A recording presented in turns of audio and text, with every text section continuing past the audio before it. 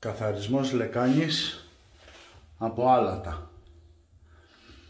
Το ίδιο μπορεί να συμβεί και όταν έχουμε πουρί. Πάμε να δούμε.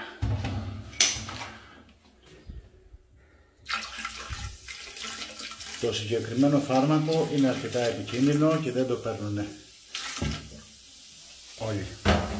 Είναι καθαρό οξύ.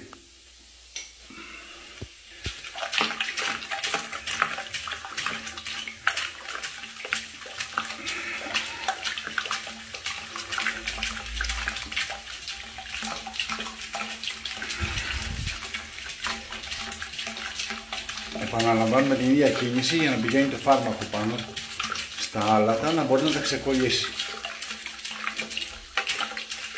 Εάν δοκιμάσετε με ένα αιχμηρό αντικείμενο όπως μαχαίρι, απλά θα χαρακώσετε τη λεκάνη, θα αφήσετε σημάδι το οποίο δεν φεύγει.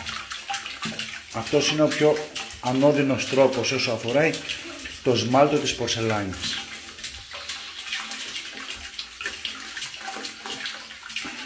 Ένας καθαρισμός λεκάνης μπορεί να κρατήσει 2, 5, μπορεί και 10 λεπτά, εξαρτάται από τα άλατα ή το πουρί που έχει πιάσει μέσα.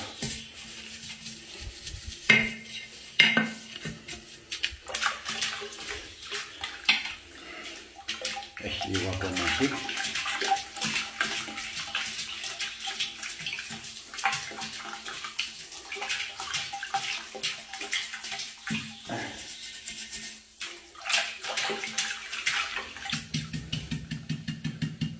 Πατάμε οπωσδήποτε το καζανάκι